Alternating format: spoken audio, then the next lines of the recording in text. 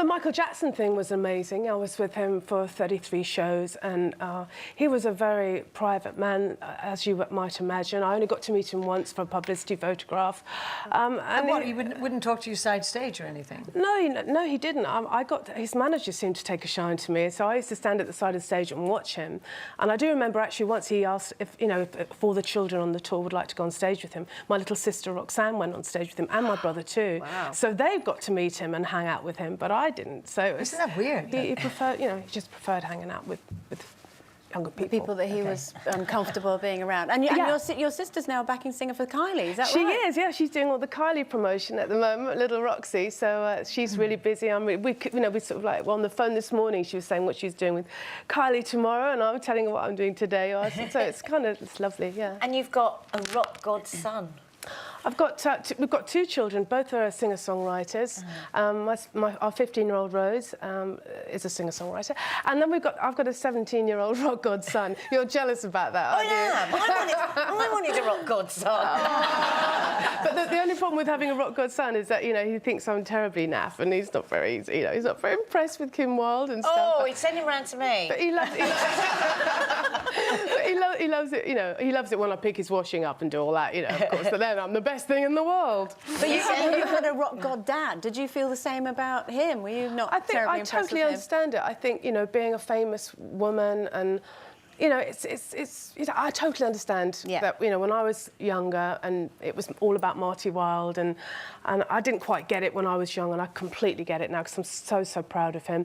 And I'm hoping my son feels the same way about me one day, but he doesn't at the moment.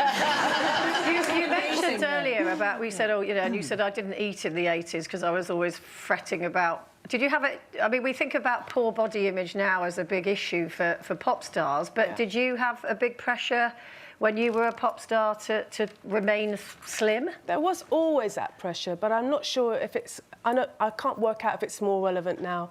Maybe it's bigger now because everyone is sort of on it 24/7, and so in my day that you didn't even have mobile phones. You certainly didn't have the internet. It's astonishing. So there was there's so much more exposure now to worry about. But is it something you've talked to because you say your daughter's 15 and she's going into the business? Is it something you've sort of talked to her about? Because she will face those pressures, won't she? Yes, she does, absolutely. And I think she feels that as much as all her friends do, and there needs to be more education about the internet and how they sort of deal with it and how they have a relationship with it. There's not enough, I don't think, and it should probably have a health warning on it in the same way that cigarettes and alcohol do. I think. Do you know what I remember in particular about you? When you started garden designing, I was so shocked because it sort of like just came out of the blue because I knew you as a singer, obviously. So how did that materialise at the beginning? Well, I just sort of resigned from being Kim Wilde. Did you eat lots when you did? Oh, I did, honestly.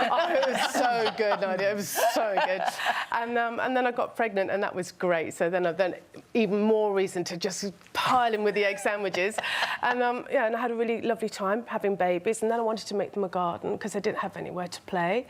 And I thought, well, trees don't grow in a day. I better sort of get on with this. And then I realised I knew nothing about it, and I was an unemployed pop star, so I thought, I'll go and sign up to the local horticultural college, which I did, and I retrained sort of as a byproduct. I went for a 2-week summer course, but I ended up retraining for 2 years, and then I got snapped up by TV, which was a bit overwhelming and far busier than I'd ever have. But you found it quite therapeutic, the gardening, didn't you? Really, I think you used to, or you say you used to suffer from depression a bit from the whole sort of fallout I think the of fame. the transition.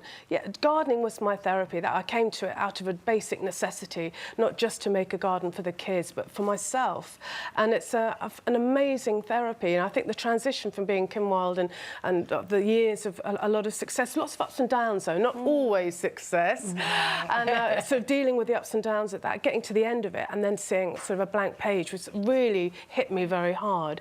And gardening was the thing that really came to my rescue. You inspired me actually to to do. I went to horticultural college, did a landscape gardening course because when I got divorced and moved into a new house, again, it's that sense of loss and you need something almost to fill your time and to feel creative and worthwhile and everything else. So I did exactly the same. Because I thought, well, Kim Wilde did it, so I can do it. So thank you. I can't believe that thing across your face. I feel like I've got a blackhead remover strip. That's what my daughter said. She said she saw one of those things and she said, "You've got to try it, Mum, it's great." I thought, it looks disgusting. I'll let you know at the end. Can I talk to my icon, please? Yeah. Thank you. Yeah. Now, I want to ask you about UFOs. You've seen a UFO and it's literally changed your life. Well, it has changed my life because when you see something so unexpected like that, you can't ever really be the same again. So tell me. What was it then? What was it? Oh, in 10 seconds. Okay, really quickly.